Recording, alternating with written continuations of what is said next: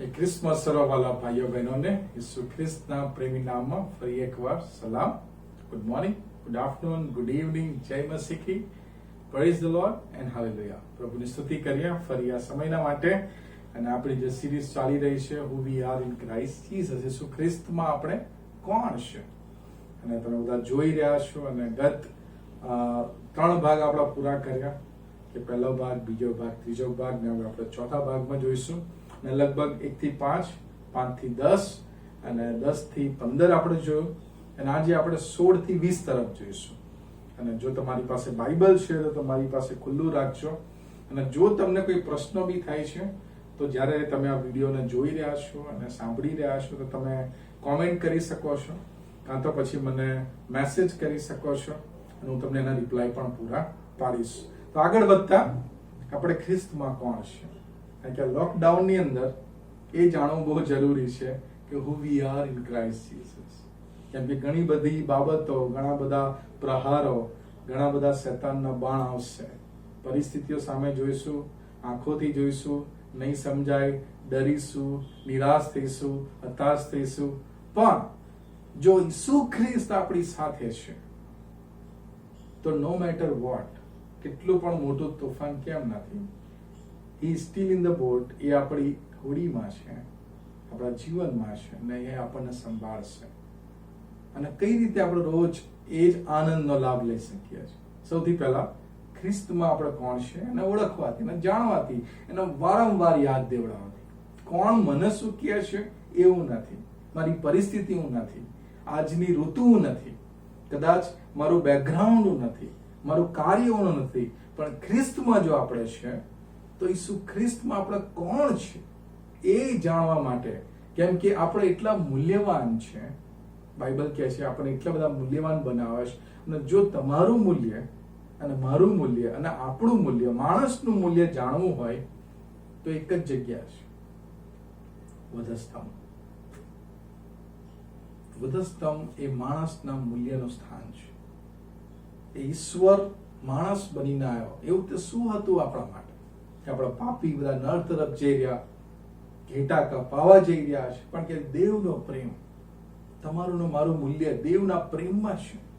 અને એ વધસ્તંભથી જે આપણને ઓળખ મળે છે, કે જેને કોઈ મિટાઈ શકતું નથી, કોઈને ભૂસી શકતું નથી.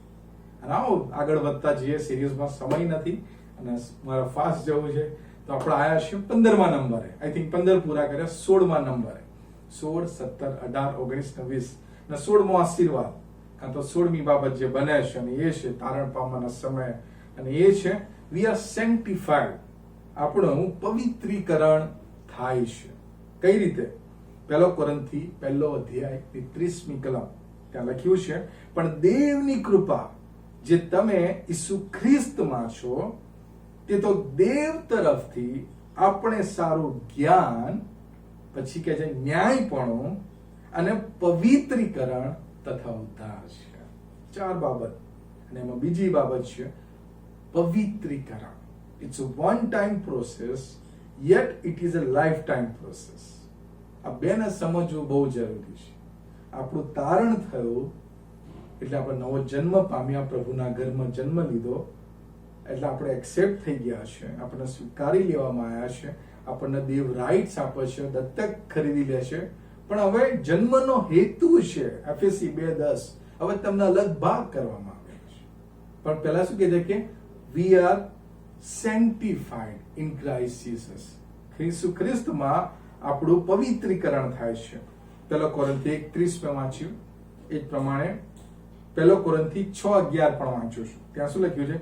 વળી તમારામાંના કેટલાક એવા હતા, પહેલાની વાત કરે છે મંડળીને, પણ પાઉલ કહે છે તમે પ્રભુ ઈસુને નામે તથા આપણા દેવના આત્માથી શુદ્ધ થયા, પહેલી બાબત, અને પવિત્રીકરણ તથા ન્યાયકરણ પામ્યા. પાઉલ કોરિન્થની મંડળીને લખી રહ્યો છે. અને જો હું ને તમે પેલા કામો વિશે જાણીશું કે કોરિન્થની મંડળીમાં આવું છે, તો ક્યારે આ શબ્દનો પ્રયોગ નહીં કરીએ. પણ પાઉલને ખબર છે, ધ માસ્ટર ઓફ લો, એ જાણતો હતો, ગમેલના ચરણોમાં ભણેલો, સારામાં સારી ડિગ્રી, મૂસાના લોનો આમ કહેવાય પ્રખર જ્ઞાની, પણ એને ખબર છે કે ક્યાં જઈને અંત પામે છે. ખ્રિસ્તમાં વી આર સેન્ટિફાઈડ, આપણને પવિત્રીકરણ આપણું થયું છે. 17મી બાબત, 17મો આશીર્વાદ, વી આર ફોરગીવન, આપણને માફ કરવામાં આવ્યા. પ્રેરિતોના કૃત્ય 10મો અધ્યાયની 43મી કલમ, એક્ટ્સ 10:43, તેના વિશે સગળા પ્રબોધકો સાક્ષી આપે છે કે જે કોઈ તેના પર વિશ્વાસ કરે છે ને તેના નામથી પાપની માફી પામશે. ફરીથી વાંચું છું. તેના વિશે સગળા પ્રબોધકો સાક્ષી આપે છે કે જે કોઈ તેના પર વિશ્વાસ કરે છે તે તેના નામથી પાપની માફી પામશે. જે કોઈ ઈસુ ખ્રિસ્તના નામ પર વિશ્વાસ કરશે તે તેના નામથી, કોના નામથી? ઈસુ ખ્રિસ્તના, પાપની માફી પામશે. રોમનોનો પત્ર 4થો અધ્યાય 25મી કલમ, તેને આપણા અપરાધોના લીધે પરાધીન કરવામાં આવ્યો અને આપણા ન્યાયીકરણને માટે તેને પાછો ઉઠાડવામાં આવ્યો. આપણા ન્યાયીકરણને માટે તેને પાછો ઉઠાડવામાં આવ્યો. ફરીથી આગળ જઈએ. તેનામાં કોલોસીનો પત્ર 1લો અધ્યાયની 14મી કલમમાં, કોલોસિયન્સ 1:14 એવું કહે છે, તેનામાં આપણને ઉદ્ધાર એટલે પાપોની માફી છે. Praise the lord. પ્રભુની સ્તુતિ થાવ. કોનામાં? પ્રભુ ઈસુ ખ્રિસ્તમાં આપણને પાપની માફી છે. એટલા માટે માણસને માફ કરવો બહુ અઘરું છે, પણ બાઇબલ કહે છે દેવ જે સરળ છે અને એટલો કોમ્પ્લિકેટેડ માણસે બનાવી દીધો છે માણસના વિચારોએ, કેમ કે આપણી મેન્ટાલિટી જેવી છે, નો પેન નો ગેઇન, કે મહેનત વગર ફળ મળે નહીં. સાચી વાત છે, પણ બાઇબલ બે વસ્તુ કહે છે. આખું બાઇબલ જે અલગ છે એનું કારણ એક છે કે ઘણા બધા દુનિયાની અંદર જે બધા અલગ વાદ છે, કાં તો વિચાર છે, કાં તો વિશ્વાસ છે, એ છે કર્મ અને પછી વિશ્વાસ. કરણી પહેલા અને પછી વિશ્વાસ. બાઇબલ એક યુનિક છે, સૌથી અલગ છે. કેમ? એ રિવર્સ છે, એ આખું ઉલટું છે.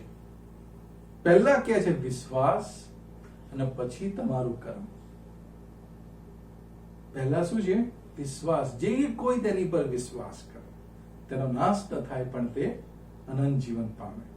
હવે યોહાન 1:12 તેને દેવના દીકરા થવાનો અધિકાર આપ. હવે એને અલગ ભાગ કર્યો છે, વિશ્વાસના કર્મો કરવા. આ બે યુનિક બાબત છે. આ દુનિયામાં તમે કોઈ બી પુસ્તક પકડો, કોઈ બી વિશ્વાસ જુઓ, તો પહેલા કર્મની વાત છે અને પછી વિશ્વાસની વાત છે. બાઇબલ એનાથી યુનિક છે, કેમ કે કર્મ ઈસુનો છે, વિશ્વાસ મારો ને તમારો છે, અને પછી દેવની સાથેની ચાલ છે. માટે વી આર ફોરગીવન, દેવ દ્વારા માફી પામ્યા છે. કોલોસીનો પત્ર 2 અધ્યાય 13મી કલમ, વળી તમે તમારા અપરાધોમાં તથા તમારા દેહની બેસુન્નતમાં મુએલા છતાં તેણે તમારા સર્વ અપરાધોને માફ કરીને તમને તેની સાથે સજીવન કર્યા. સર્વ અપરાધોને માફ કરીને આપણને તેની સાથે સજીવન કર્યા.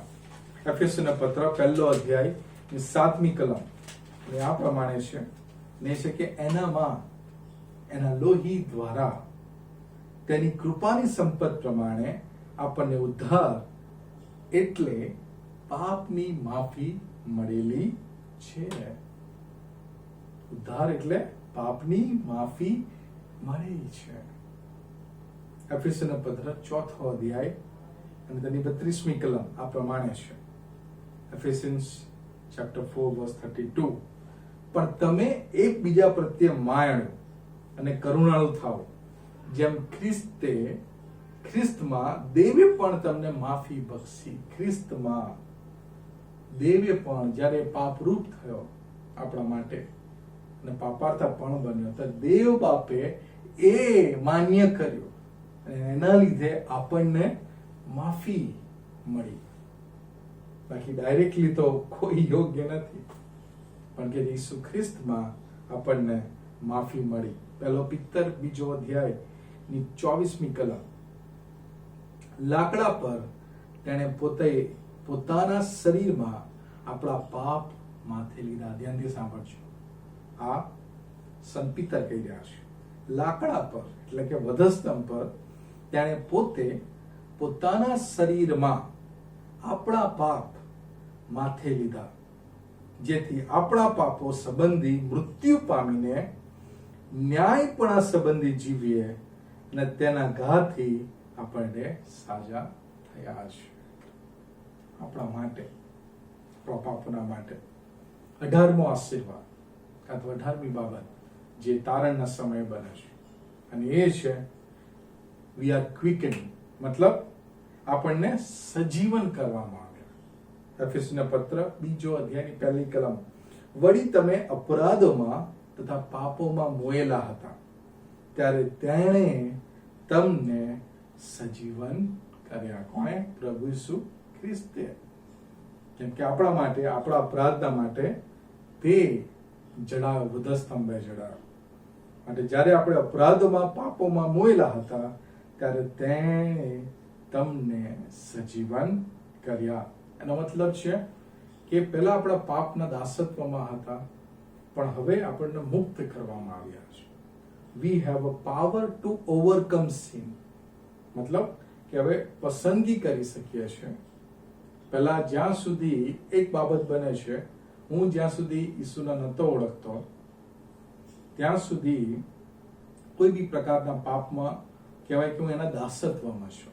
પણ જ્યારે આપણે ઈસુને સ્વીકારી લીધા છે, પવિત્ર આત્માનું મંદિર બનીએ છે, there is a voice in us. ઈશ્વર પવિત્ર આત્મા કહે, hello, you are my son, you are my daughter. તમે મારા દીકરા છો, તમે મારી દીકરી છો. કદાચ તમને અનુભવ થતો હશે. જો થાય છે, પ્રેઝ ધ લોર્ડ. અને જો નહીં થતું તો તમારે મારે ખ્રિસ્તને સ્વીકારવાની જરૂર છે. જો નહીં થતું તો, પણ જો થઈ રહ્યું છે તો વી are in the right track. Bible એના બતાવે છે કે આપણે સચોટ ટ્રેકમાં આગળ વધી રહ્યા છે. આગળ જઈએ, અને એ છે 19મી બાબત, 19મો આશીર્વાદ, તો 19મી બાબત, we are perfect forever. આ સૌથી અઘરી બાબત છે સમજવી, મારા માટે પણ છે, પણ તો હું છતાં હું કોશિશ કરી રહ્યો છું અને સમજી રહ્યો છું અને તમારા સુધી પહોંચાડી રહ્યો છું. હિબ્રુના પત્ર 10મો અધ્યાય તેની 14મી કલમમાં, અને એ લખ્યું છે કે આપણે સદાકાળના માટે આપણને પરિપૂર્ણ કર્યા છે. આ જ સમજવું બહુ અઘરું છે. આપણા કર્મોમાં જઈશું તો નહીં સમજાય, પણ એના કર્મમાં જે ઓળખ મળી છે, એક ઓળખ ક્યાં સુધી છે? હિબ્રુના પત્ર 10મો અધ્યાય 14મી કલમમાં એવું લખ્યું છે, કેમ કે જેઓને પવિત્ર કરવામાં આવ્યા છે. ત્યાંથી સમજો, કેમ કે ઈસુ ખ્રિસ્તની પવિત્રતામાં જેઓને પવિત્ર કરવામાં આવ્યા છે, તેઓને તેણે એક જ અર્પણથી સદાકાળના માટે પરિપૂર્ણ કર્યા છે. એક જ અર્પણ. કયું? પ્રભુ ઈસુ ખ્રિસ્ત. હવે કોઈ બીજું બલિદાન નથી, હવે કોઈ બીજું બલિદાન નહીં.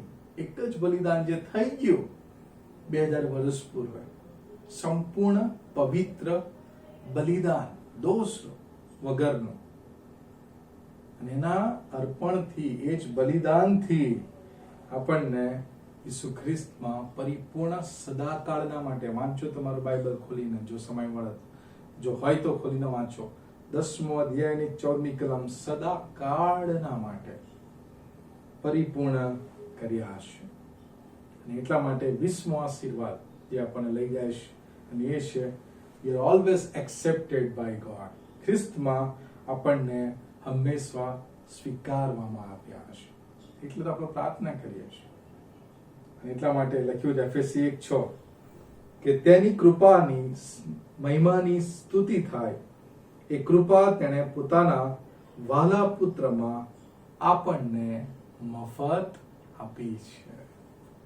કૃપા, it cost his son to give us his grace.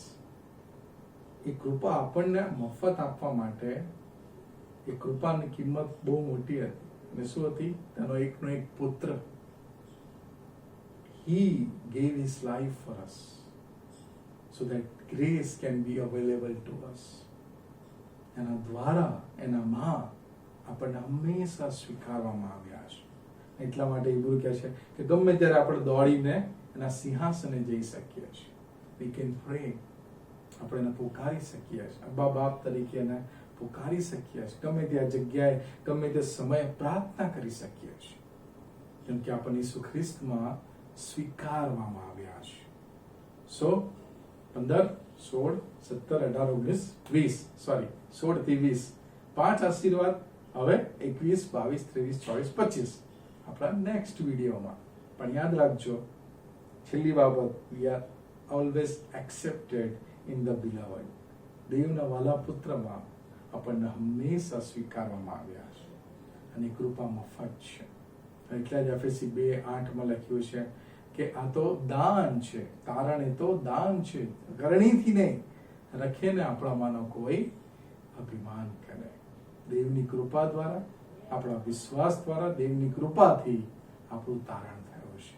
May God bless you. Praise the Lord.